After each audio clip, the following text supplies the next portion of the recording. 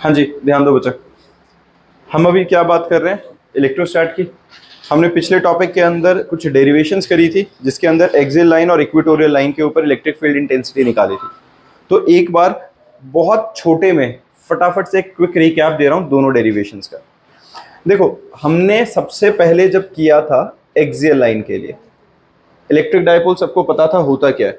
मैं तुम्हें मेन बताना क्या चाहता हूँ बच्चे, कि अगर मैं एक रैंडम क्वेश्चन की तरह तुम्हें कह देता हूँ कि जो हमने डेरिवेशन करी है इसको डिराइव कर दो, बिना प्रिपेयर किए बिना रिवाइज किए, तो ज़्यादातर के हाथ खड़े हो जाते हैं। तो उसका रीज़न क्या है कि हम डेरिवेशन को याद करने की कोशिश कर रहे हैं। हाँ, कुछ डेरिवेशंस हैं जिसमें हमें कुछ स्टेप्स याद रखनी पड़ती हैं, लेकिन इलेक्ट्रोस्टैट के अंदर मेजॉरिटी ऑफ डेरिवेशंस न्यूमेरिकल्स की तरह, अगर उसका कंसेप्ट समझोगे तो बहुत ज़्यादा कुछ रट्टा नहीं है। यहाँ पे हमने क्या कहा था? Axial line. एक्सियल लाइन क्या होती है बेटा? यही वाली लाइन है ना। एक्सियल लाइन हमारे पास कौन सी होती है? ये जो लाइन है, इस लाइन को कहते हैं। और इस पे इलेक्ट्रिक फील्ड इंटेंसिटी निकालनी थी। जिस पॉइंट पे निकालनी है उस पॉइंट पे हम unit test positive charge assume करते हैं, जो कि सेंटर से आर डिस्टेंस पे था। किसी को दिक्कत?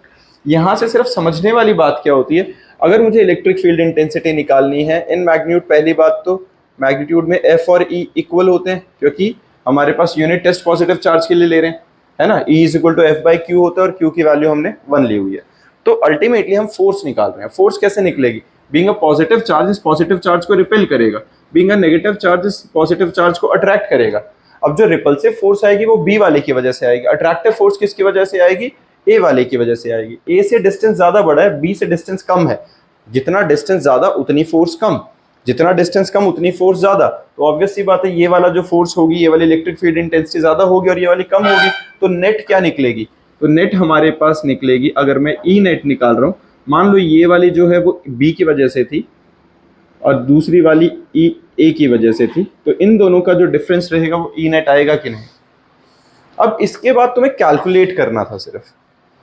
इलेक्ट्रिक फील्ड इंटेंसिटी के फॉर्मूलाज तुम्हें आते हैं, 1/4 pi epsilon naught Q by R square. अब यहाँ पे डिस्टेंस जब हम निकाल रहे हैं तो हर बार आर नहीं है, यहाँ पे डिस्टेंस आर माइनस ए है और यहां से डिस्टेंस आर प्लस ए है।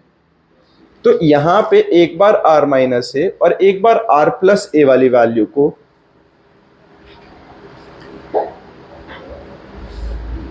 इनको माइनस ही तो करना था और ई नेट आ गया था कि नहीं। इसके अलावा हमने लास्ट में क्या किया था कि आर और ए, आर बहुत बड़ा है ए के कंपैरेटिवली, तो R square minus A square जहां बन रहा होगा तो R square minus A square is approximately equals to A square only.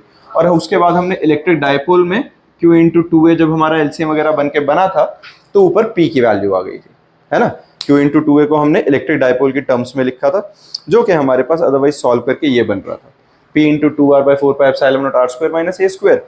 अब इसमें हमने क्या किया, R square minus A square को अप्रोक्सीमेटली आर स्क्वायर डाल के आर से आर ऊपर काटा और नीचे आर क्यूब। हमारे पास एक्सियल लाइन के लिए net electric dipole 2p/4 pi epsilon naught are cube आई थी कि नहीं। तो तुम्हें ना ये नहीं रटना होता, तुम्हें ये समझना होता कि अगर हम ऐसा करते हैं तो नेट रिजल्ट याद होना चाहिए। क्यों याद होना चाहिए? क्योंकि अगर नेट रिजल्ट याद है तो डेरिवेशन में अगर कुछ गड़बड़ होकर तुम्हारा रिजल्ट मैच नहीं कर रहा है तो भी तुम्हें पता चल जाएगा कि हाँ, मैंने कैलकुलेशन में कुछ गड़बड़ कर दिया। अगर मैच कर गया तो बिल्कुल परफेक्टली सब कुछ फाइन है ना। ये बात समझ लो, कंसेप्ट समझने की कोशिश करा करो, डेरिवेशन की स्टेप्स, मैथमेटिकल स्टेप्स को मत रटो। ये तो पता ही है कि माइनस करके सॉल्व कर ही लोगे, प्लस 2 में ऐसे ही नहीं पहुंचे, है ना। अब हम उसके बाद मैंने तुम्हें कहा था कि electric field intensity on axial line वाला एक बारी करके देखो। अब जिस बच्चे को ये नहीं पता एक्सियल लाइन है, मतलब वो फिर क्लास में ही सो रहा था, पिछला लेक्चर नहीं पता उसे। वरना हमें क्या पता है एक्सियल लाइन क्या होती है, यहाँ माइनस क्यू यहाँ प्लस क्यू, और इनके सेंटर लाइन पे, सॉरी एक्सियल कह रहा हूँ, इक्वेटोरियल लाइन के लिए इनके सेंटर लाइन पे हम क्या कहते हैं कि इक्वेटोरियल है। एक्सियल वो हो गया था, तो ये इक्वेटोरियल के लिए अब क्या होगा, सेम वही यूनिट पॉजिटिव चार्ज हमने अज्यूम किया। यहां से क्या होगा, ये इसको रिपेल करेगा, ये इसे अट्रैक्ट करेगा, ऑब्वियस ही बात है, ठीक है। इक्वेटोरियल है, ये डिस्टेंस दोनों सेम, तो ये थीटा थीटा सेम। ये डिस्टेंस कितना था, ए और ए, ये बीच वाला डिस्टेंस आर है, और ये हमारे पास r square plus a square under the root आ गया। दोनों तरफ डिस्टेंस यही रहेगा, r square plus a square under the root.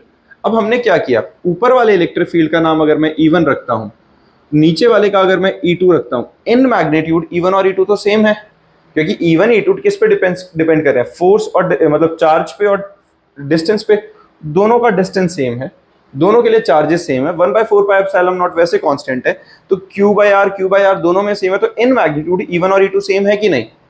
और अगर मैं इनके रेक्टेंगुलर कंपोनेंट रिजॉल्व करूंगा, ऊपर वाले का कंपोनेंट ऊपर और हॉरिजॉन्टल और वर्टिकल ऐसे आएगा, नीचे वाले का कंपोनेंट हॉरिजॉन्टल और वर्टिकल ऐसे आएगा। सिंस वर्टिकल वाले equal and opposite in nature है, दोनों कैंसिल आउट हो गए, तो नेट हमारे पास क्या बचा, सिर्फ हॉरिजॉन्टल।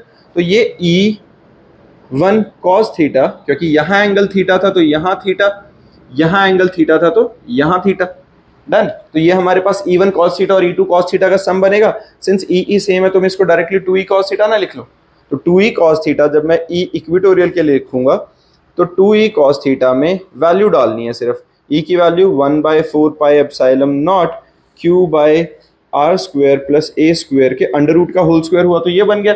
cos थीटा की वैल्यू जब मैंने डाली तो बेस बाय हाइपोटेन्यूज डाला, जो कि r² plus a² raise to the power 1/2 ऐसा डल गया। जो ये 2QA है, ये हमारे पास 2QA, ये क्या बन गया, हमारा डाइपोल बन गया P, है ना। तो ये हमारे पास ओवरऑल सॉल्व करके r² plus a² which is approximately equals to r² only, तो वहां से मेरे पास P/4πε0 r³ आ गया। सॉर्टेड है। तो तुम्हें नहीं, कंपोनेंट तुम्हारे लिए कुछ नए नहीं थे, अगर तुम इसको याद करने की कोशिश करोगे तो गड़बड़ हो रही है। क्लियर बात है।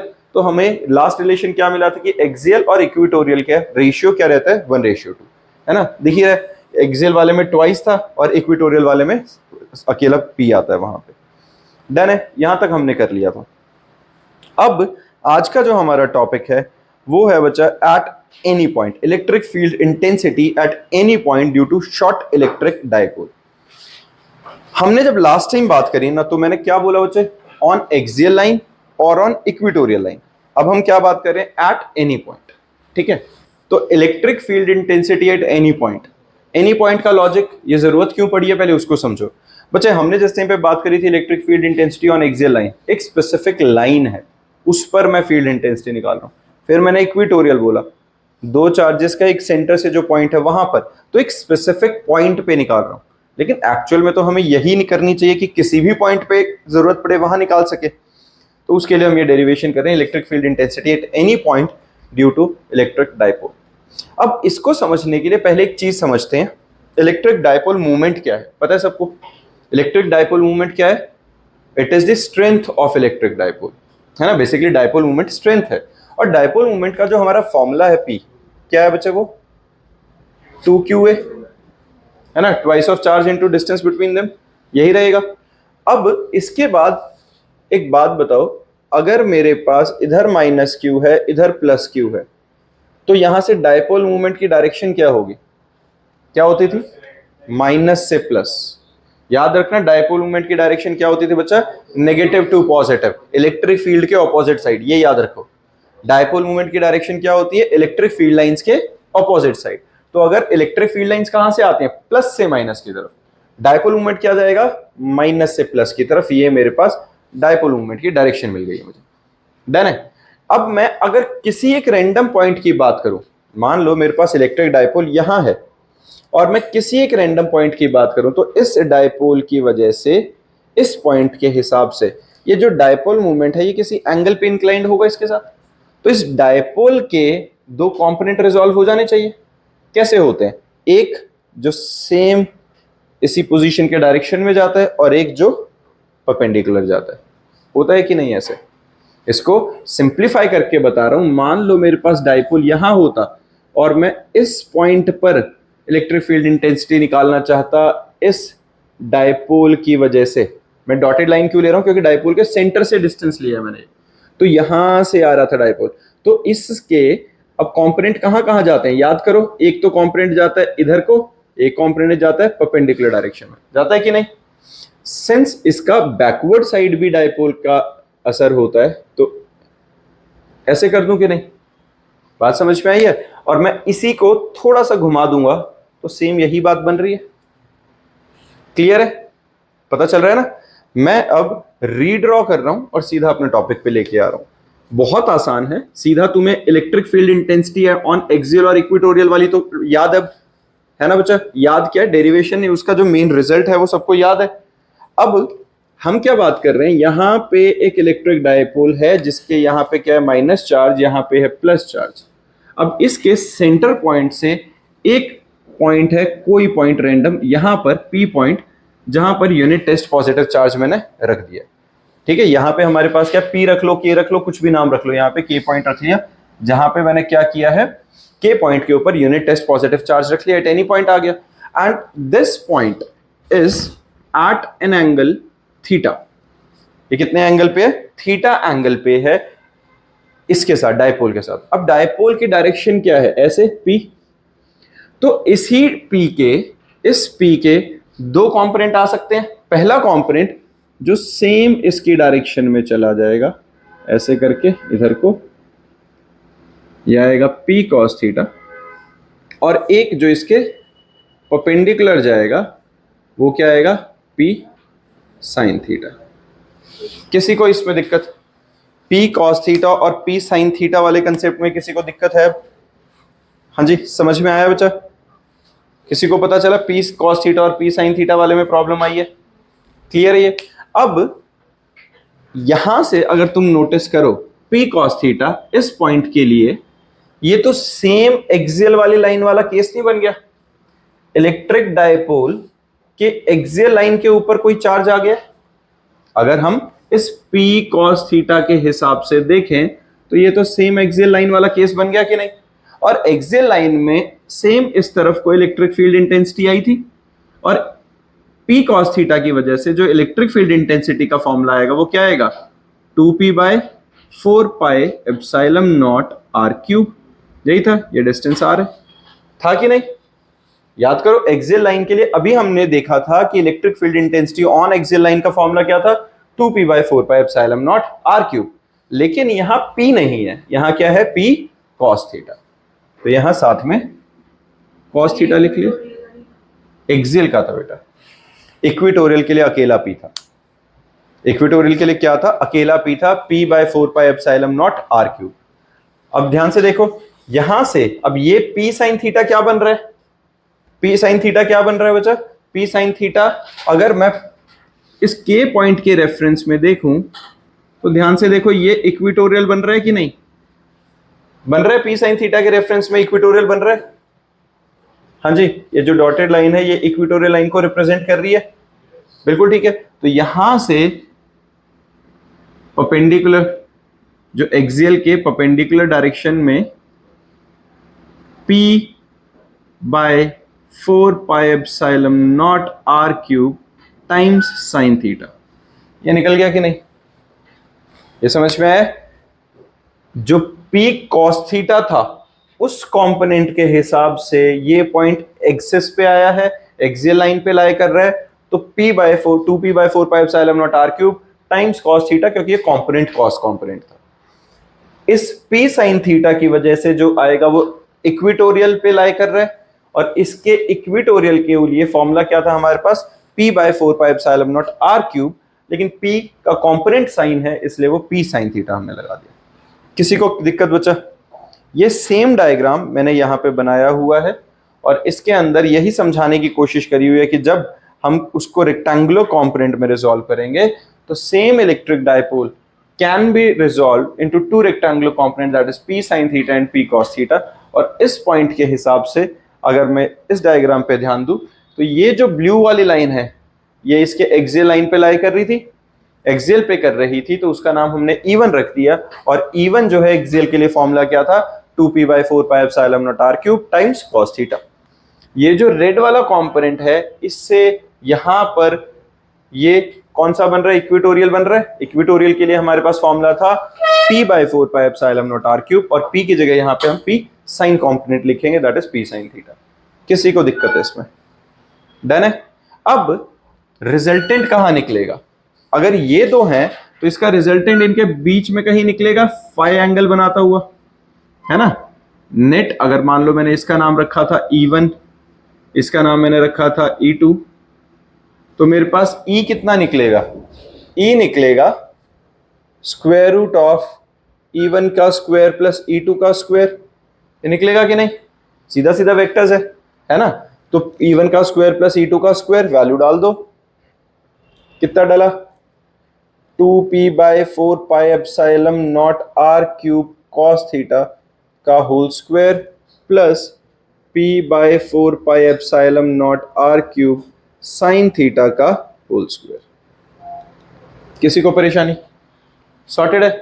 अब p by 4 pi epsilon naught r cube, p by 4 pi epsilon naught r cube common ले लूं तो p by 4 pi epsilon naught r cube common आ गया, स्क्वायर रूट के बाहर निकल गया, स्क्वायर के साथ था, अंदर क्या बचा 2 cos थीटा का whole square plus sine theta का होल स्क्वायर, जिसको हम लिख सकते हैं p by 4 pi epsilon naught r cube. अब इसको क्या लिख सकता हूं 4 cos square theta, sine square theta को 1 माइनस cos स्क्वायर थीटा लिख सकता हूं। किसी को दिक्कत है ना? तो ये हमारे पास सॉल्व होके बन गया p by 4 pi epsilon naught r cube square root of 3 cos square theta plus 1। ये हमारे पास नेट इलेक्ट्रिक फील्ड इंटेंसिटी निकल गई है एट एनी पॉइंट। डन। अभी हमारे पास डायरेक्शन नहीं है, तो हम डायरेक्शन के लिए क्या करते हैं, फाई एंगल के रिस्पेक्ट में निकालेंगे। तो tan फाई क्या निकलेगा बच्चा, परपेंडिकुलर बाय बेस। परपेंडिकुलर क्या है, p sine theta by 4 pi epsilon naught r cube divided by 2p cos theta by 4 pi epsilon naught r cube. 4 pi epsilon not, 4 pi epsilon not, p से p सब cut गया, बचा क्या बचा, half tan theta. तो यहां से मेरे पास डायरेक्शन निकल आती है। किसी को परेशानी इसमें? क्लियर है बच्चा ये? ठीक है, तो ये डायरेक्शन आ गई है और ये हमारा मैग्नीट्यूड आ गया है इलेक्ट्रिक फील्ड इंटेंसिटी का। अब अगर इसी को स्पेशल केस अगर हम इसके बनाने की कोशिश करें इसी डेरिवेशन से, अगर थीटा 0 होता, अब समझो एक बारी, अगर थीटा 0 होता, अगर मेरे पास इलेक्ट्रिक डायपोल यहां पर है और इसी से थीटा अगर 0 कर दूंगा, मतलब ये जो पॉइंट थी, थीटा 0 करने का मतलब ये वापस इस लाइन पे ही आएगा, है ना, ये हट के सीधा यहां आया कि नहीं। थीटा तो तभी 0 हो सकता है जब ये वाली जो लाइन है ये बिल्कुल इसके ऊपर लाई कर जाए, तो वो तो एक्सियल का केस हुआ कि नहीं। तो अगर मैं यहां cos थीटा की वैल्यू 0 सब्स्टिट्यूट कर देता हूं, अगर मैं cos थीटा की वैल्यू 0 सब्स्टिट्यूट करता हूं, करके देखो, कोई नहीं बच्चे, साइलेंट करके रखा करो फोन, ठीक है। हाँ जी, देखो जरा वैल्यू डालो बच्चा इसमें, थीटा के जगह पे क्या डालो, 0 डाल के देखो क्या आ रहा है। थीटा की वैल्यू 0 डालोगे तो cos 0 की वैल्यू क्या होती है, 1। 3 टाइम्स 1 इज 3, 3 प्लस 1 इज 4, 4 का square root 2 which is 2p by 4 pi epsilon naught r cube, जो कि सेम एक्सियल वाला था। और अगर मेरे को इक्विटोरियल के लिए चाहिए, तो अगर इक्विटोरियल होगा तो थीटा क्या बन जाएगा, 90 बन जाएगा। थीटा की जगह 90 डालो, cos 90 क्या होता है 0, तो ये बना 1 अंडर रूट ऑफ 1, मतलब 1 ही है पूरा, तो ये बना p by 4 pi epsilon naught r cube. Clear है ये?